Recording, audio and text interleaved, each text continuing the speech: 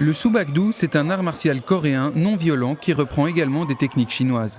Mais bien plus que la force physique, le principe central est le développement personnel. C'est le grand maître Wang Qi qui l'a exporté dans le reste du monde à partir de la première moitié du XXe siècle.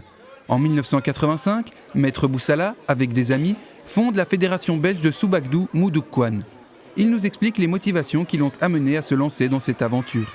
L'initiative était très simple, c'est un art qui n'existait pas en Belgique et donc on avait envie que ça puisse, il faut juste remonter à l'époque, c'était la période Bruce Lee et compagnie et donc nous en étant jeunes à cette époque-là, on voulait un peu faire comme on voyait dans les films et donc on s'est réunis. Au départ c'était juste quelques copains et puis on a commencé à voyager et à faire venir des instructeurs différents. Comme c'est un art coréen, on a dû aller en Corée évidemment.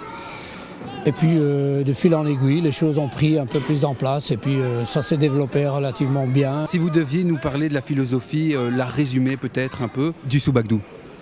En réalité, on veut développer trois choses. Les trois choses sont la force mentale, la force physique et la force interne. Donc on ne développe pas une chose à la fois, mais toutes les trois sont nécessaires. On a besoin d'un côté plutôt mental, parce que nous avons besoin d'une évolution naturelle, mais qu'il faut apprendre aussi aux gens. Et donc nous avons besoin de la force interne, c'est-à-dire la bonne respiration et tout ça, qui ressemble très fort à ce qu'on peut voir dans des disciplines comme le tai chi.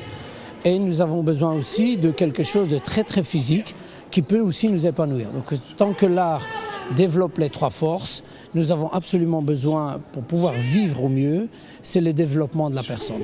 Donc je ne cherche pas une performance personnelle, à la limite ça ne m'intéresse pas.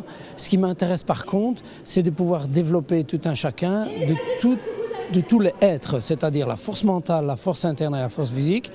Beaucoup de gens développent la force physique, bien sûr, mais ce n'est pas la première. D'ailleurs, c'est pas, si vous voulez, je peux vous résumer ça. Nous avons 5 piliers de base.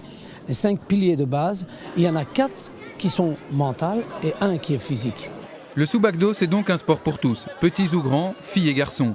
Léo, 4 ans et demi, le plus jeune pratiquant, vous offre une petite initiation.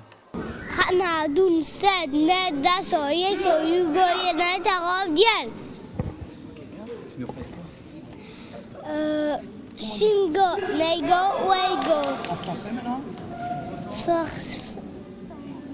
Force mentale, force interne, force physique. Maintenant que vous savez compter jusque 10 et citer les 3 forces nécessaires, le tout en langue coréenne, la question qui vous préoccupe est « Qu'est-ce que ce sport peut apporter ?» La confiance en moi énormément. Et savoir parler devant les gens et tout.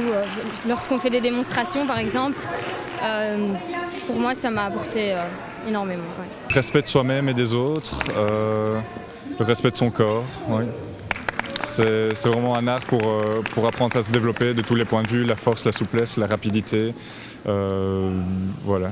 Bien plus encore que dans les autres arts martiaux, c'est l'harmonie entre le corps et l'esprit qui est recherchée. D'ailleurs, nous sommes les seuls à employer le terme compétition. Ici, l'on parle de séminaire, une rencontre où l'on échange avec l'autre et où l'on apprend de lui. Des valeurs à méditer dans une société où la compétition est parfois poussée à tort à son paroxysme.